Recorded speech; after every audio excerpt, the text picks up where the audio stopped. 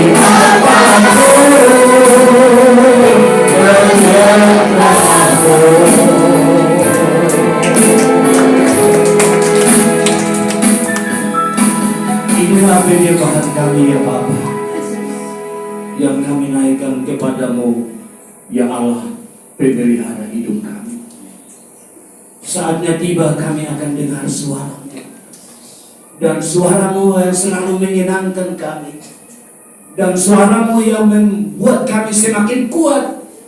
Karena itu datanglah ya Bapa yang baik, berbicaralah, karena kami siap mendengarkan firman-Mu. Dalam nama Yesus Kristus sumber berita itu, kami berdoa kepada Bapa di sorga. Amin. Kita tetap berdiri.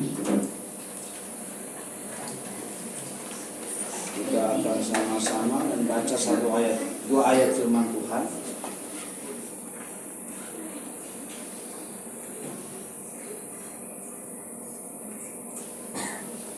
Dalam Injil Markus pasal 11, ayatnya yang ke-21 dan ayatnya yang ke-22.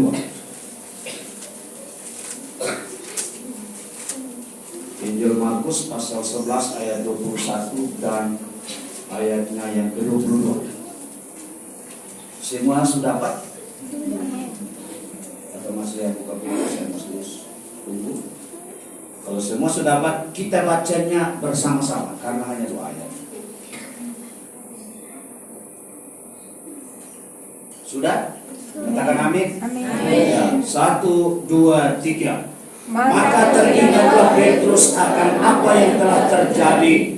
Lalu ia berkata kepada Yesus, Rabi, lihatlah pohon ara yang kau kutuk itu sudah kering.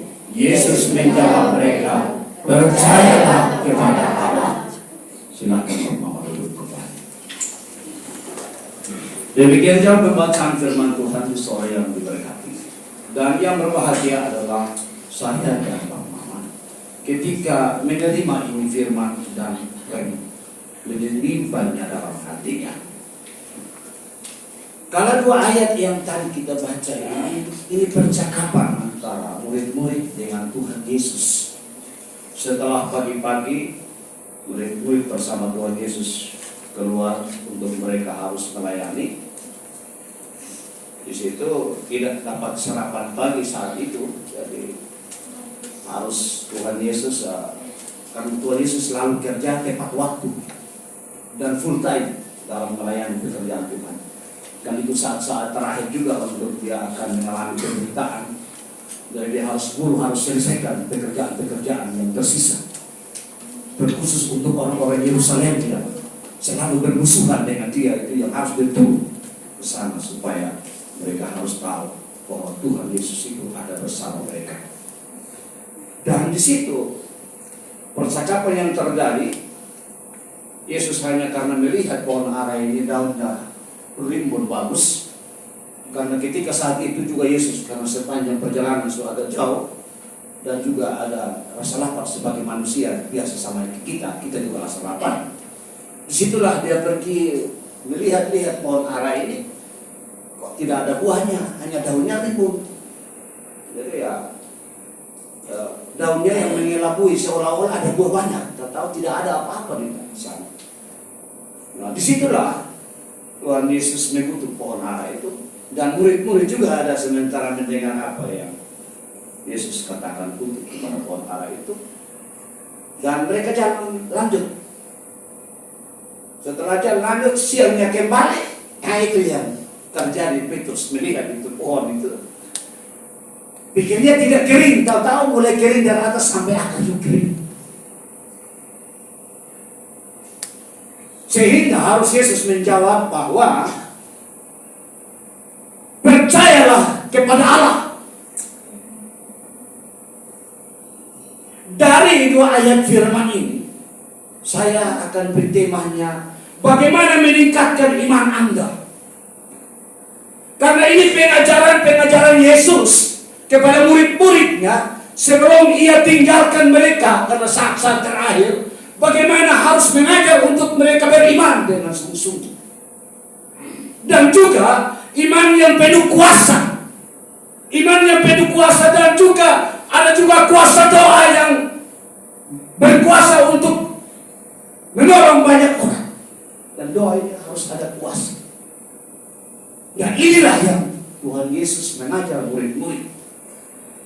Oleh karena itu, pada kesempatan ini, kita ini ke depan ini tantangan juga semakin banyak yang kita akan hadapi. Bagaimana perlu kita harus meningkatkan iman kita supaya kita bisa bertahan. Karena iman sebiji sesawi saja, kalau di dalam Matius 17 ayat 20 itu bilang, iman sebiji sesawi saja telah mengerjakan mujizat memindahkan gunung ke dalam lautan. Ini iman sebiji sesawi saja. Kalau ini apa itu? Sesawi itu bijinya terlalu halus ya.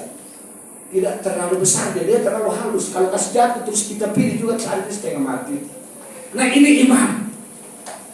Tuhan Yesus menggambarkan iman sebiji sesawi saja.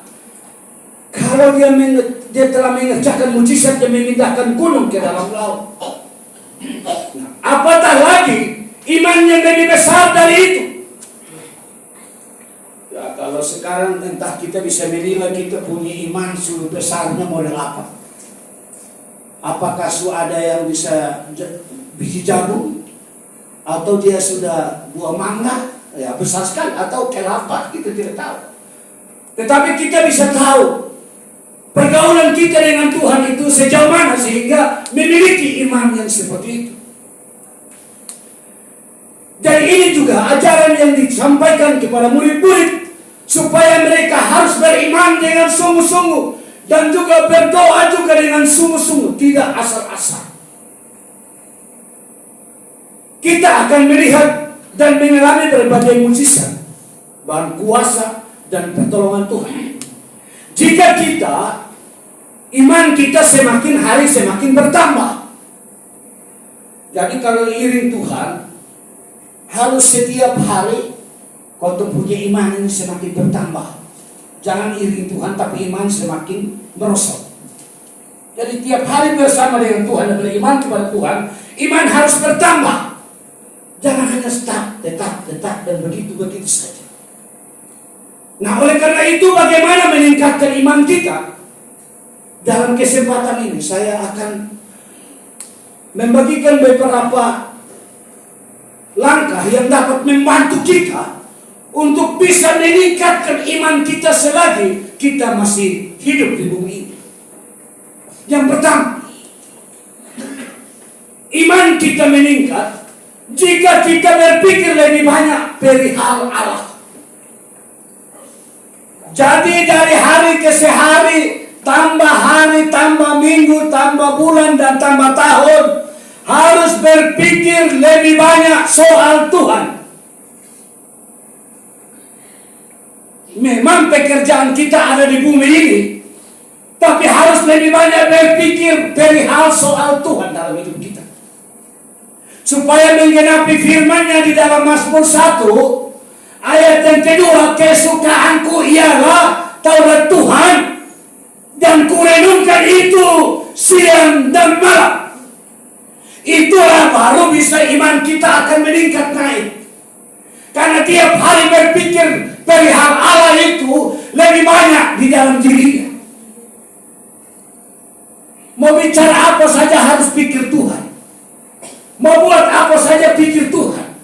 Mau mengeluarkan kata-kata ini juga harus pikir Tuhan. Saya omong nanti jadinya bagaimana. Selalu berperihal Allah. Harus selalu Tuhan di depan.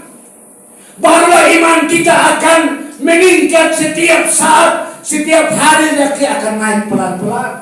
Dan nanti setiap minggu dia akan berubah. Tergantung. Setiap pikiran kita itu berpikir perihal harus lebih banyak. Bukan berpikir hal dunia ini lebih banyak.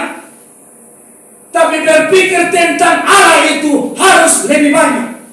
Mau duduk dengan siapa saja berpikir tentang Tuhan. Mau ngomong dalam rumah tangga, mau apapun juga harus berperihal Allah.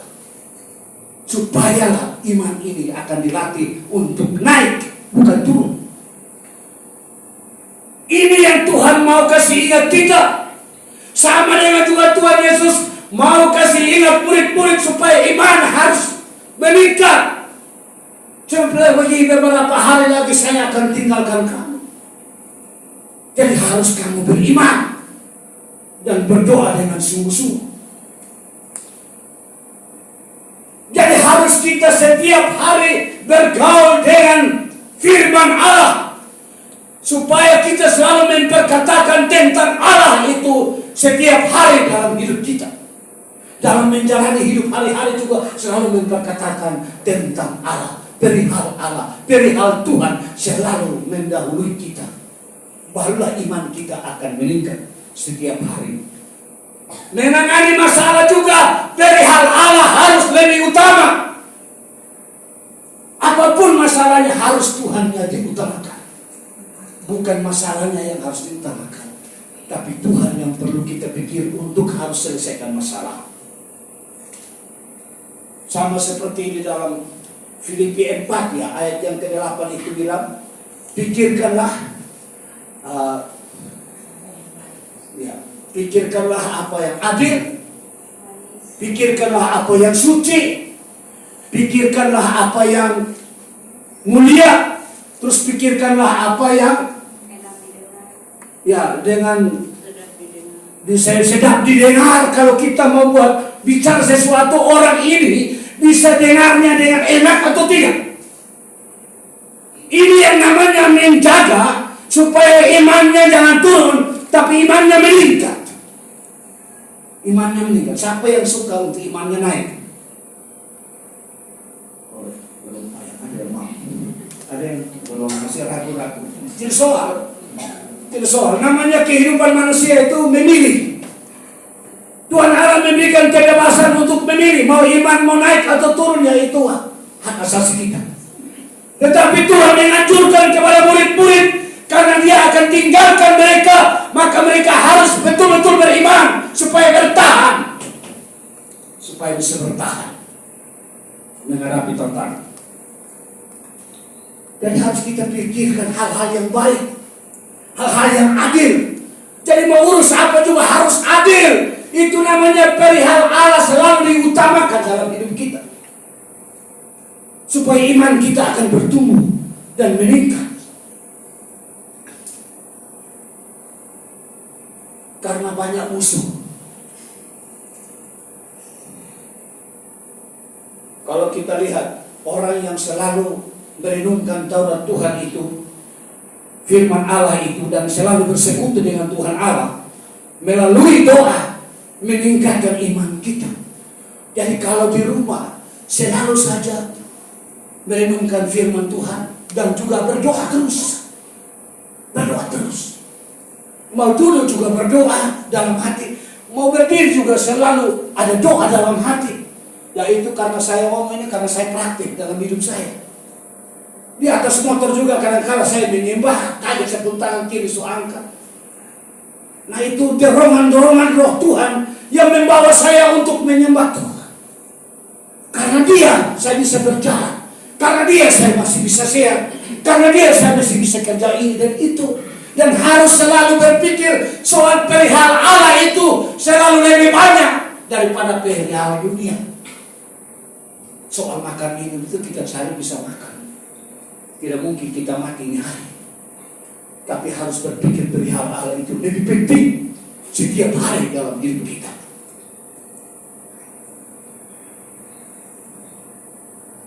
Kalau di dalam Yesaya pasal 26 ayat 1 dan 2 dan 3 itu berkat-berkat Injil, orang-orang yang selalu merenungkan firman Allah dan bersekutu dengan Allah. Memang pasti musuh ada, musuh pasti banyak. Coba kita lihat ini ayat Yesaya 26 ayatnya ke pertama sampai 3.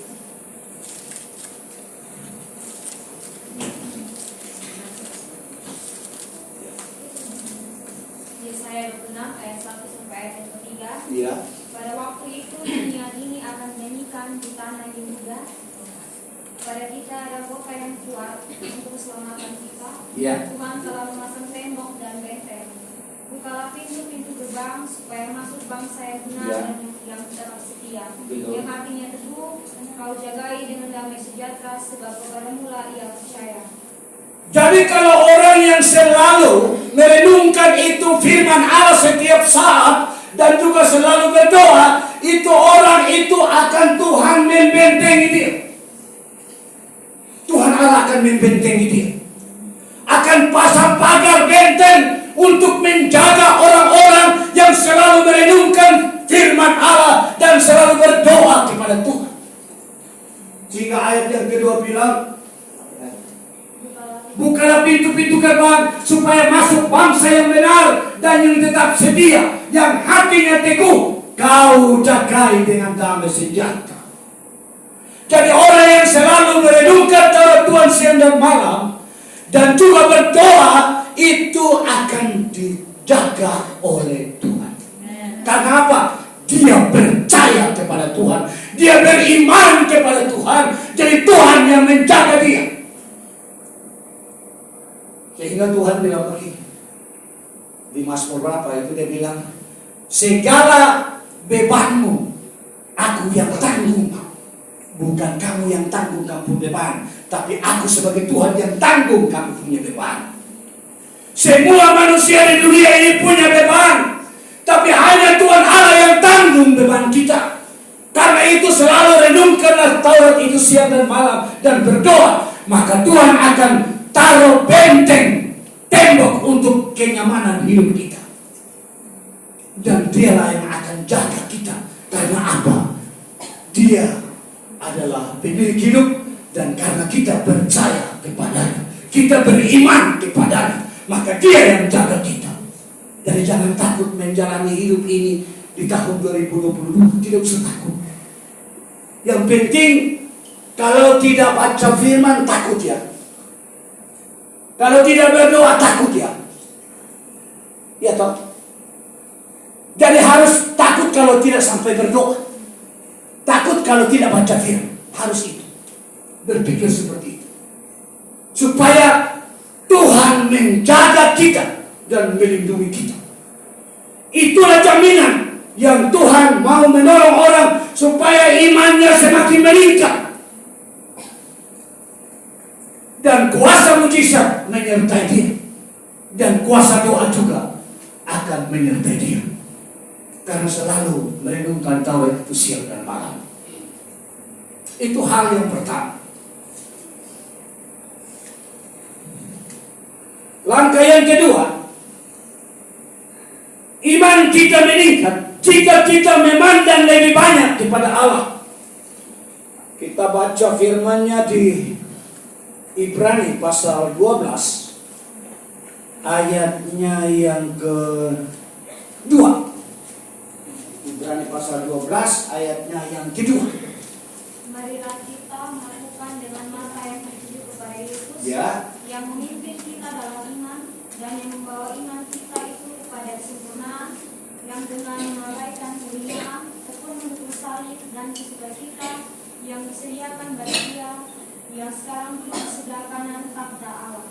Jadi, kalau Tuhan Yesus Kristus yang telah memimpin kita dalam iman dan membawa iman kita itu kepada kesempurnaan. Jadi karena kita sekarang ini beriman, ini tadi kita jatuh bangun. Tapi kalau Tuhan yang memimpin iman kita akan membawa kita kepada kesempurnaan iman itu. Nah, bagaimana supaya kita harus selalu ada pada Tuhan? Harus memandang Tuhan.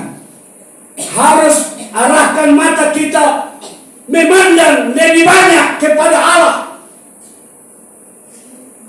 Jangan memandang lebih banyak kepada dunia ini. Jangan memandang lebih banyak kepada masalah-masalah dunia ini. Masalah dunia mau bencana mau apa itu tanda-tanda. Tapi jangan memandang itu, tapi memandang kepada Allah. Supaya imanmu jangan goyah, tapi supaya imanmu meningkat. Semakin percaya kepada Tuhan. Bahwa sekalipun tantangan datang pun, aku punya iman dan pasti Tuhan akan menolong saya. Karena saya hanya pandang kepada Allah. Karena Yesus yang memimpin iman saya menuju kepada kesempurnaan. Maka yang saya tidak sempurna ini, maka Tuhan akan menyempurnakan imanku ketika aku selalu memandang kepada Tuhan. Jadi harus selalu pandang pada Tuhan. Jangan pandang kepada masalah. Jangan pandang dunia ini, karena dunia ini jahat. Dunia ini gelap. Pandang kepada Tuhan, yaitu terang. Dia akan menerangi hatimu supaya hatimu tetap terang dan menjalani hidup dengan takut dan gentar kepada Tuhan.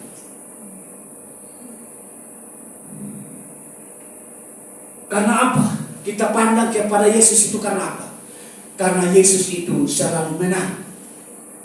Yesus selalu menang dalam segala masalah. Bahkan maut pun Yesus kaskala maut. Karena Dia yang menang dalam segala aspek kehidupan kita manusia, maka harus kita pandang kepada Yesus. Pasti kita akan menang bersama dengan Yesus. Pasti menang bersama dengan Yesus. Yesus Kristus pemenang dalam kehidupan. Baik itu Yesus penuh dengan hikmat sejak Dia kanak-kanak. Karena itulah Dia sebagai pemenang. Dia mulai bersoal jawab dengan para ahli Taurat. Yesus mengalahkan mereka semua. Yesus selalu di pihak menang. Karena Yesus dipenuhi dengan kuasa. Yesus begitu taat dalam hidupnya. Jadi Yesus selalu taat dalam hidupnya. Dia taat kepada Bapa. Karena Bapa yang mengutus Dia ke dunia, maka Dia harus melakukan pekerjaan Bapa. Dia harus taat kepada Bapa. Sampai mati pun Dia taat.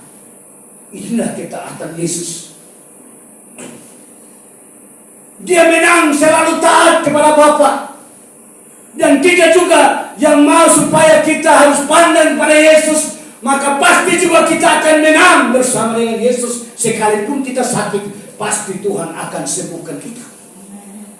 Sekalipun kita sakit, sekalipun kita berkekurangan, tapi Tuhan akan mencukupkan segala kebutuhan kita. Karena kita pandang kepada Yesus sebagai pemenang. Yesus sebagai pemenang bagi setiap masalah hidup manusia. Jadi kita tidak usah takut, yang penting pandang pada Yesus. Karena Dia yang akan membawa iman kita menuju kepada kesempurnaan. Selalu kita pandang kepada Yesus. Yesus menyembuhkan ibu mertua Petrus. Itu pun juga karena Petrus juga pandang kepada Yesus, sehingga ibu mertuanya juga disembuhkan. Jadi setiap orang yang memandang kepada Yesus, maka dia akan mendapatkan jawaban daripada Yesus. Karena Yesus Kristus sebagai pemenang. Dan juga Yesus Kristus pemenang atas alam ini. Jadi alam ini mau ada bencana model apapun, tapi kalau kita pandang kepada Yesus, maka kita akan selamat. Karena Yesus yang menjadi pemenang. Mau mau bencana, mau puting beliung, mau apapun mau terjadi. Tapi kalau kita punya pandangan hanya tertuju pada Yesus, pasti kita akan menang bersama dengan Tuhan Yesus. Amin. Amin.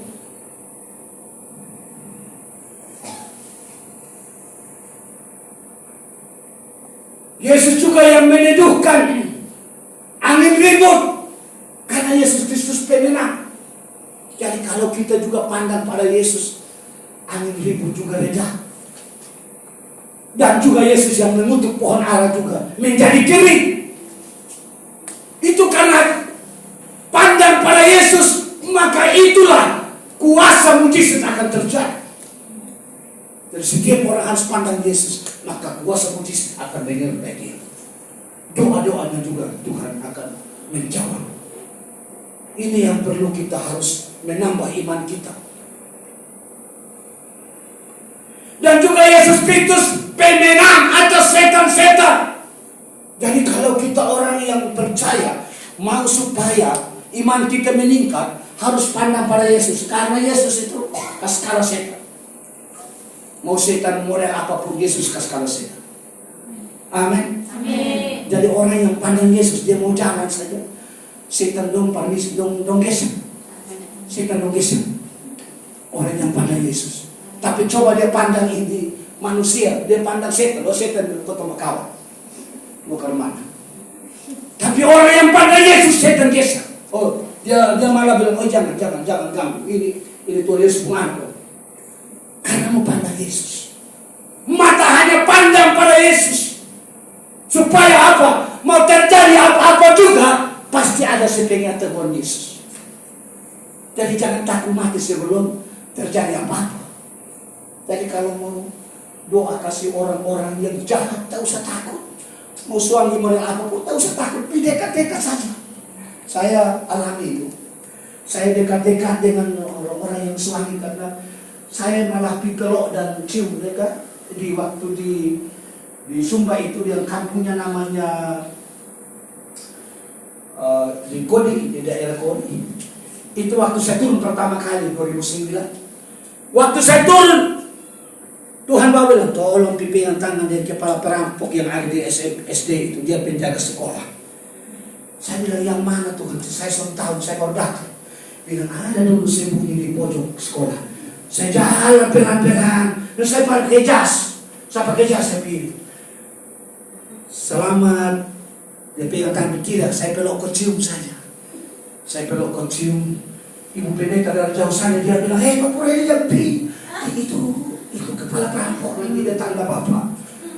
Saya bilang, tidak usah takut kalau Tuhan ada di kita. Amin. Karena saya hanya pandang Yesus. Saya pun mata hanya pandang Yesus, jadi saya tidak takut.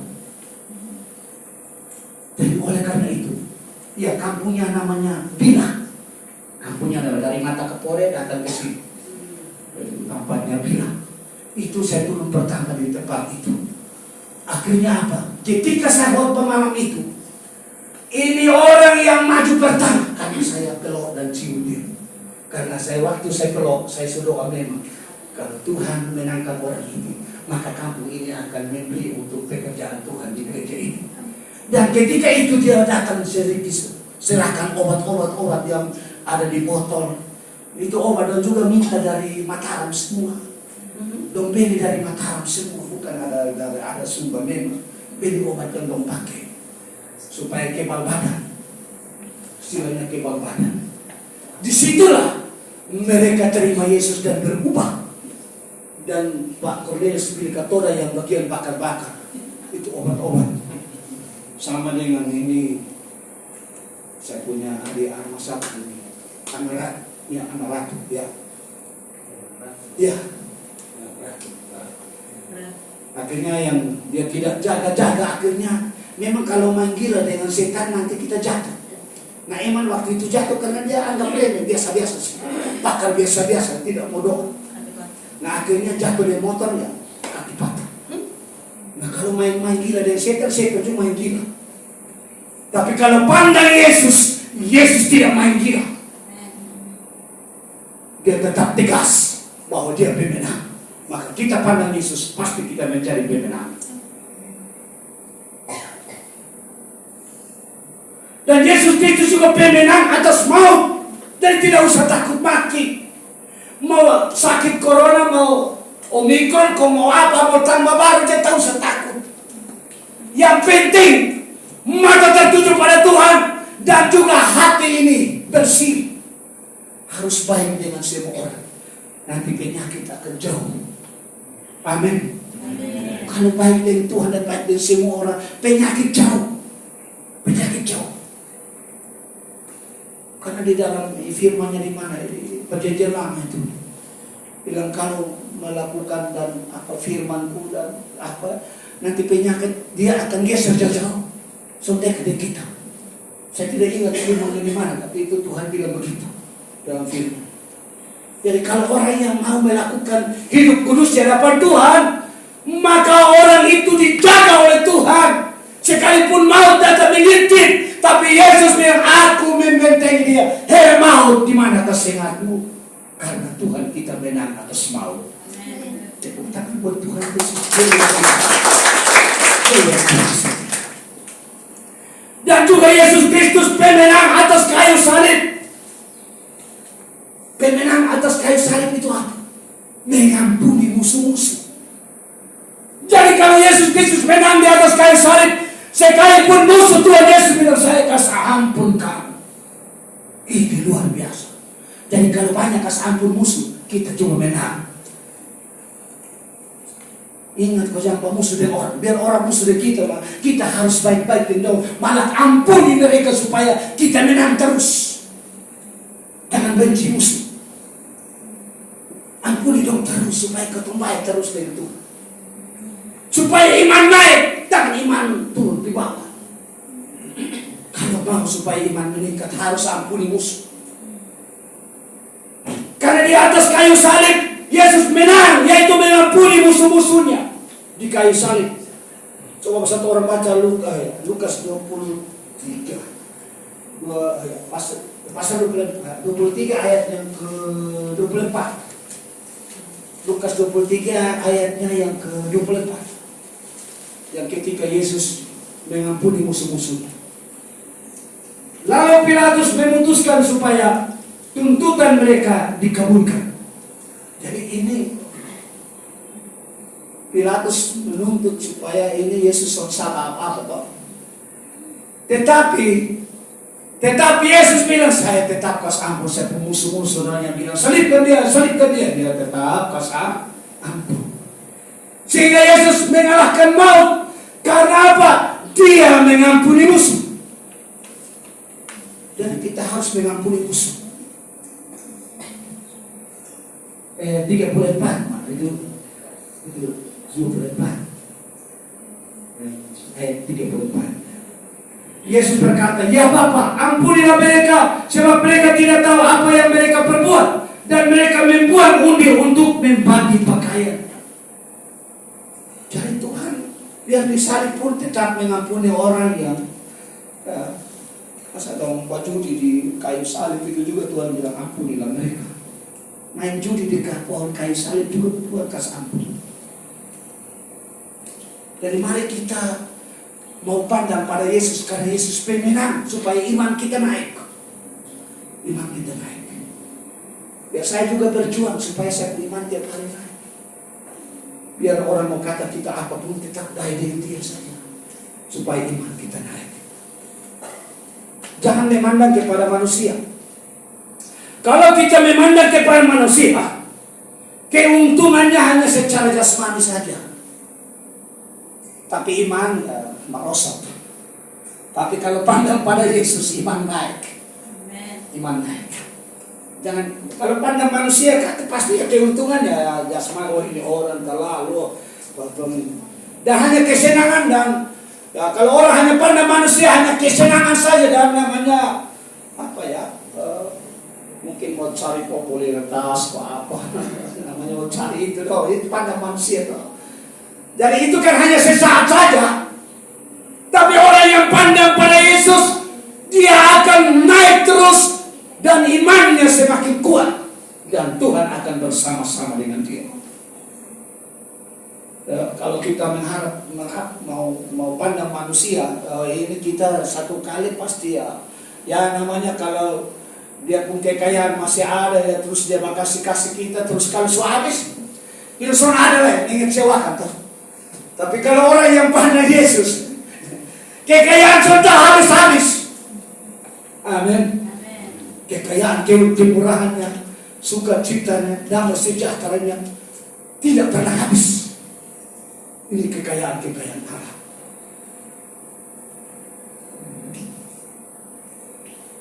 Itu hal yang kedua. Kita masuk langkah yang ketiga. Iman kita meningkat jika kita memberi telinga lebih banyak kepada Tuhan. Kalau kita lihat Mazmur 85 ayat yang ke-8. Mazmur 85 ayat yang ke-8. Orang mau iman meningkat harus pasang telinga kepada Tuhan.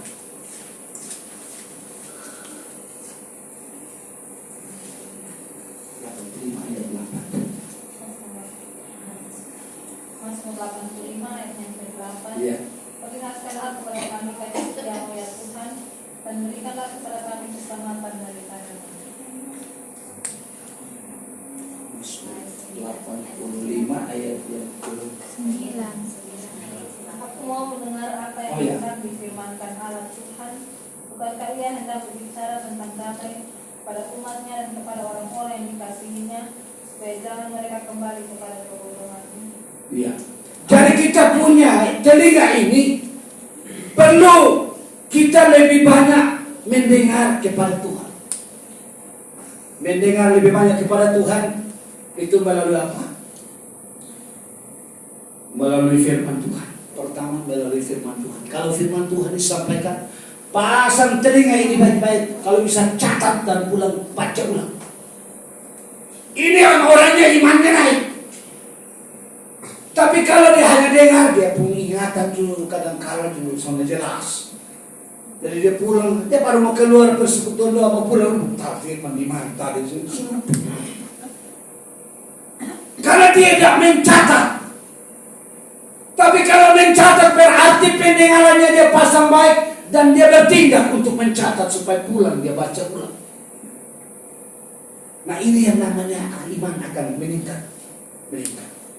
Jadi harus banyak pasang telinga untuk dengar firman Tuhan. Kalau orang yang pasang telinga untuk dengar firman Tuhan, maka dia itu akan diisi firman terus-menerus tiap hari. Dan juga orang selalu memasang telinganya tentang doa. Orang berdoa dia pasang telinga, dia dukung. Tapi kalau orang berdoa dia hanya mengantuk, tidak dengar itu doa, imannya sudah naik. Tapi kalau orang berdoa dia pasang telinga, dia doa bilang apa? Dia amin, ya Tuhan tolong. Itu dia akan imannya naik. Tapi kalau dia mengantuk, tidak naik.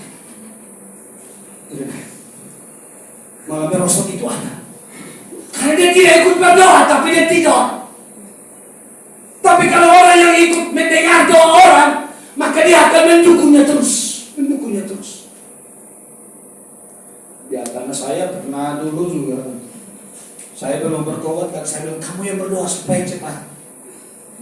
Kalau saya berdoa kan saya tidak tahu. Karena saya mau tidur, jadi saya mau pasang bantal di telinga. Nanti setelah baru Tuhan kasih tobat, baru kita mulai belajar untuk pasang telinga untuk firman, untuk doa.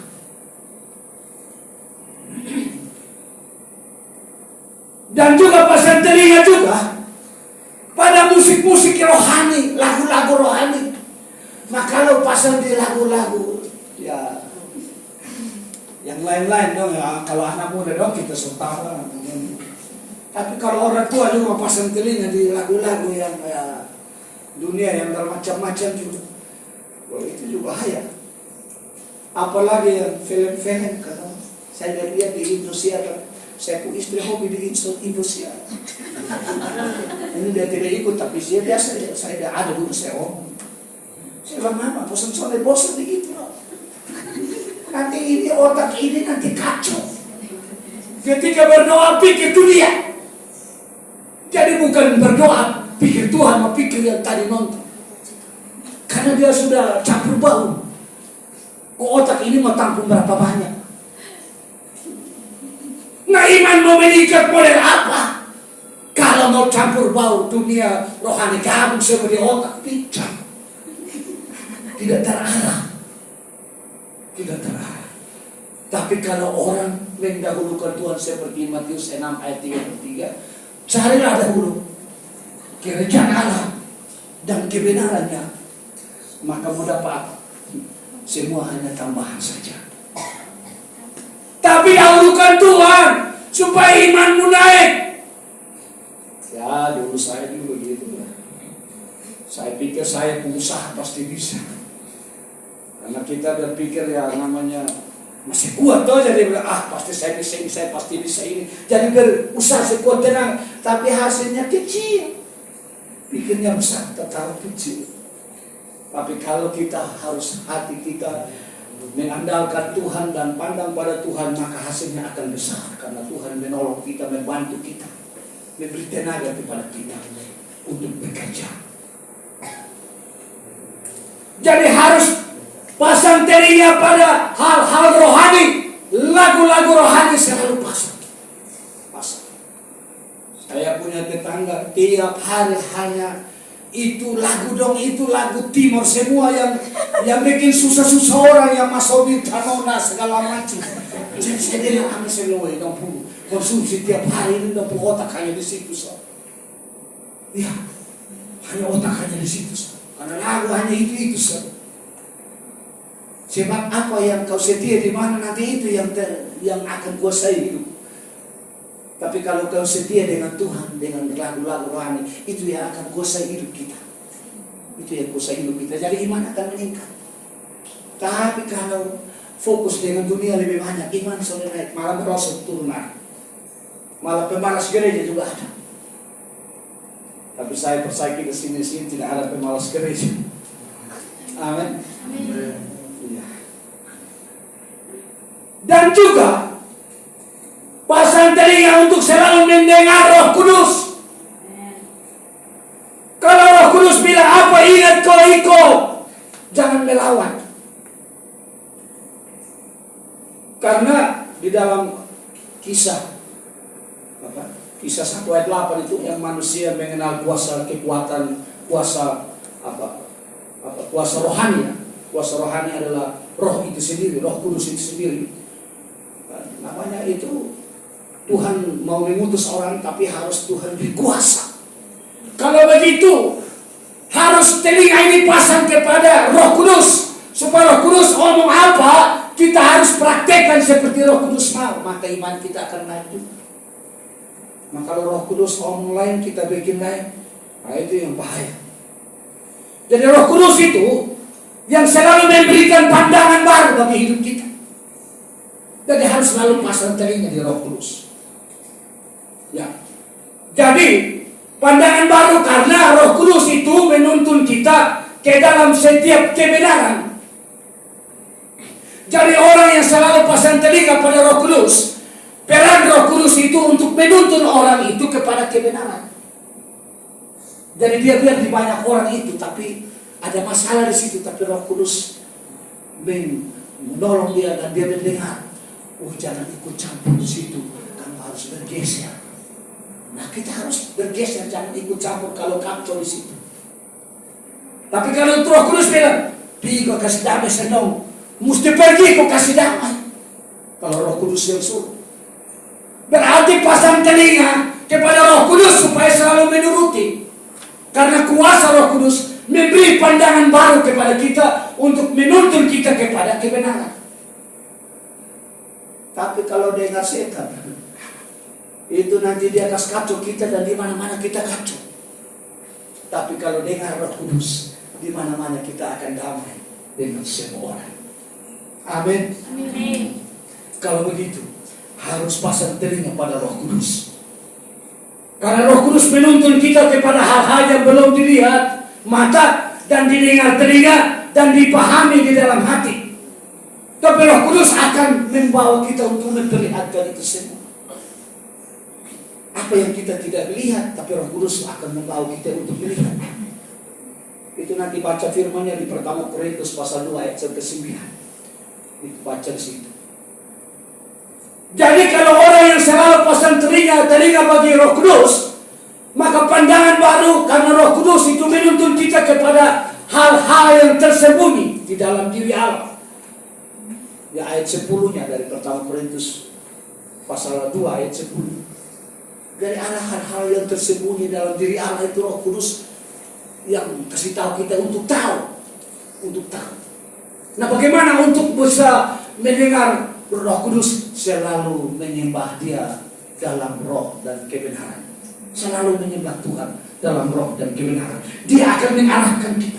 Dia akan menuntun kita supaya iman kita semakin meningkat karena kita mendengar suara Roh Kudus yang selalu memberi pandangan baru bagi kita.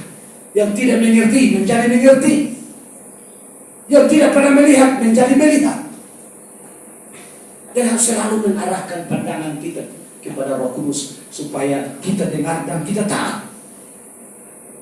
Itu yang Tuhan kehendaki supaya kita punya iman semakin naik.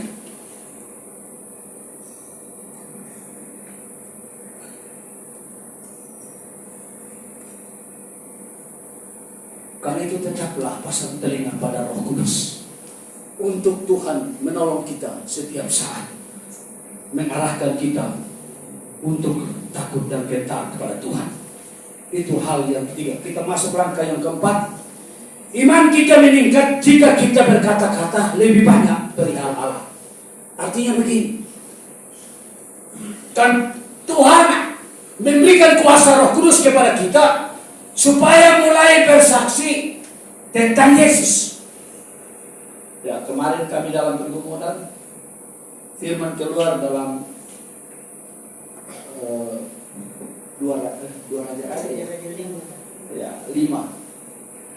Itu seorang Naaman, seorang perempuan yang ditahan di waktu itu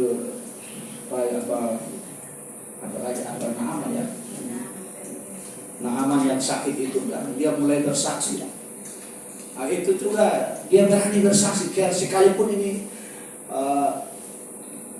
perempuan ini dia dalam keadaan yang beban berat, tapi dia masih berani bersaksi kepada nyonanya supaya kalau bisa tuannya ini dibawa supaya dia disembuhkan. Artinya bahwa di dalam kesesakan pun orang masih berani bersaksi tentang Tuhannya. Nah, ini harus berarti kita harus memperkatakan tentang Tuhan itu, bersaksi tentang Tuhan itu lebih banyak. Dan juga kalau tidak sempat bisa berkomunikasi dengan orang lain tentang Tuhan, sudah cari orang-orang yang kita kenal terus kita omong-omong tentang Tuhan, atau orang lain yang ini kita bersaksi tentang Tuhan Yesus. Jadi selalu memperkatakan tentang Tuhan itu selalu ada dalam diri kita. Supaya bersaksi tentang Tuhan, menyatakan bahwa Tuhan itu begini, Tuhan itu juru selamat, dan katakan ini kabar baik ini kepada semua orang. Maka itu iman kita akan meningkat setiap saat. Jangan hanya mau katakan bilang begini, ini cerita ini orang sudah baik, itu nanti kita kacau. Tapi coba omong tentang Yesus kepada orang lain, tidak kacau. Tapi kita menenangkan kehendak kepada Tuhan. Tapi kalau cerita jelekan orang, itu kita iman tidak naik, malah merosot. Jadi sekarang kita harus lebih banyak berkatakan, bersaksi tentang Yesus di mana-mana. Bersaksi tentang Yesus di mana-mana. Ya, hanya dalam keadaan yang sempit, yang kita belum, tantangan yang berat, apakah masih kita berani tidak untuk bersaksi tentang Yesus? Ini tantangan buat kita.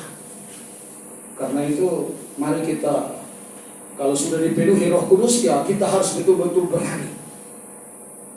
Jangan hanya duduk, kadang-kala orang berkata-kata, banyak berbicara perihal dia punya diri saja. Saya tahun ini cuaca cukup bagus, jadi saya pasti dapat uang banyak. Dia hanya cerita itu saja. Oh ini tahun ini saya dapat berapa banyak mobil, jadi saya tambah banyak mobil. Ya itu berarti dia hanya berpikir hal-hal yang sifatnya sebentar. Tapi dia tidak bercerita tentang Yesus. Dia tidak bercerita tentang Yesus. Kadang kala orang yang ya, berpolitik, ya dia hanya omong politik saja. Jadi dia hanya hidupnya di situ dan dia tidak akan meningkat imannya. Karena politik ini di mana-mana hanya kas kacau orang, tidak pernah kas damai orang. Dan orang hanya berpikir uang, hanya berpikir ekonominya lebih banyak. Dia hanya pikir, dia bilang, saya kejar, saya punya ini begini, dan saya punya ini supaya saya jangan berkekurangan. Oh, tidak apa-apa. Tapi kalau itu lebih banyak dan tidak lagi memperkatakan tentang Tuhan lebih banyak, maka iman ya merosot. Merosot. Itu langkah yang keempat. Dan langkah yang terakhir, di langkah yang terakhir ini berkaitan dengan kita sebagai hamba Tuhan. Iman kita meningkat jika kita melakukan hal-hal lebih banyak bagi Allah. Ini kita baca di Filipi 4 itu ayat 13 itu, yang Paulus dalam pelayanannya itu betul-betul dia mengalami kesusahan banyak. Tetapi soal dia mau bekerja buat Tuhan Allah itu tidak pernah berhenti. Sehingga harus dia berani berkata segala perkara dapat utama di dalam dia. Jadi kalau sampai Paulus bilang begitu, bilang dia betul-betul dia mengalami banyak kesusahan, mengalami banyak penderitaan. Tapi soal untuk dia harus bekerja bagi Tuhan, tidak ada yang membatasi dia. Tidak ada yang membatasi dia. Sampai jemaat-jemaat yang lain juga harus merasa prihatin melihat Paulus. Dan ada jemaat-jemaat yang memberikan bantuan-bantuan. Mereka kirim pemberian mereka kepada Paulus. Tapi Paulus selalu bilang, kalau memang ada yang memperhatikan kami, yang memberitakan Injil pun saya tidak menolak. Tetapi kesusahan saya tidak bisa membatasi saya untuk saya memberitakan Injil. Penderitaan saya tidak membatasi saya untuk saya memberitakan Injil. Saya terus memberitakan Injil. Dan juga jemaat-jemaat Tesalonika juga, mereka juga kirim bantuan juga kepada Paulus. Filipi juga, jemaat Filipi juga, mereka kirim bantuan kepada Paulus. Mendukung. Karena mereka itu dikuasai oleh Roh Kudus. Jemaat-jemaat yang dikuasai oleh Roh Kudus, mereka melihat hamba-hamba Tuhan seperti Paulus yang tidak pernah berhenti memberitakan Injil kepada jemaat-jemaat, dan dia tidak pernah mengalami tantangan atau dia mengalami tantangan berat mulai apapun, dia tidak pernah berhenti. Dan itu terbukti. Dia lebih banyak. Dia melakukan hal-hal lebih banyak bagi Allah. Saya kasih contoh diri saya tidak kasih contoh diri orang lain. Pernah saya dengan istri suka habiskan uang untuk isi bensin di motor saya, tidak ada uang lagi. Nah ini hari persekutuan doa di Bapak Hani. Hari Minggu begitu jam 4. Saya bilang, Mama, kita jalan, tidak ada kolektif pun jalan, kita dengar firman. Saya dan Mama jalan karena kita supaya jangan orang lihat toh. Ya namanya kita ya memang kita melayani sampai subuh susun aja. Terus saya bilang, Mama, ini hari kita uang bensin saja sore ada, tapi kau tunggu jalan, kita buka masih kuat. Kami jalan terus belok sedikit dari pohon, baru keluar kembali di kantor gubernur pun depan, baru kami jalan potong lagi, baru kami masuk ke sana. Supaya apa? Jangan karena kita tidak ada uang, terus kita tidak mau dengar firman. Nah itu saya punya, saya dengar, waktu itu saya dan istri tidak mau. Gue nanti orang bilang, bapak pegawai besar satu, saudara cuy. Memang kalau pegawai besar, tapi kepentingan untuk pelayanan itu jalan terus toh. Karena saya kalau ke sono kan tanggung sendiri-sendiri. Nah, pesawat PP kan minimal 2 juta, belum yang uang lain. Dan Garuda ini kalau kita turun di sana harus minimal 900-800. Nah, ini harus ya. Nah, saya turun terus. Nah, kata, uang ini mau berapa banyak kan gaji sementara uang ada juta. Ya, sekarang ini baru gaji 6 juta, dulu gajinya 4 juta, 5 juta. Nah, itu setengah mati juga. Apalagi anak-anak punya kebutuhan yang lain. Tapi karena hanya untuk mau berbuat lebih banyak kepada Tuhan. Karena anggap saya rugi karena saya umur 42 tahun baru Tuhan kasih tobat saya. Nah, coba dulu saya masih muda Pak. Saya rugi kalau kerja bagi Tuhan main-main sampai bisa. Jadi saya dengan istri betul-betul fokus dari Tuhan. Tidak mau main-main. Jadi karena habis betul. Tidak pernah bilang uang ada terus di dompet. Jalan habis di jalan juga tidak soal. Nanti baru Tuhan kasih jalan keluar mau sampai rumah. Begitu. Karena saya itu dong motor juga. Nah, bensin habis jalan sana ada uang juga. Tapi karena mau bekerja lebih banyak bagi Tuhan. Karena Tuhan sudah lebih banyak kerja bagi saya. Saya mau balas apa? Nah, ini Paulus juga begitu. Tapi ada orang yang jemaat yang prihatin untuk membantu. Dari artinya dari langkah kelima ini saya mau mengajak saya dan Pak Mam semua. Kalau kita melihat teman hamba Tuhan yang melayani Tuhan dan juga dia berkekurangan, jangan tutup mata dengan mereka. Apa yang ada pada kita, berilah kepada mereka dengan tulus dan ikhlas. Sama dengan jemaat-jemaat yang membantu Paulus juga dengan tulus ikhlas sehingga Paulus menerima itu. Jadi kadang-kala kita lihat orang hamba Tuhan yang susah bisa inilah kita lihat di sebelah mata. Jangan. Kalau ada pada kita bantu.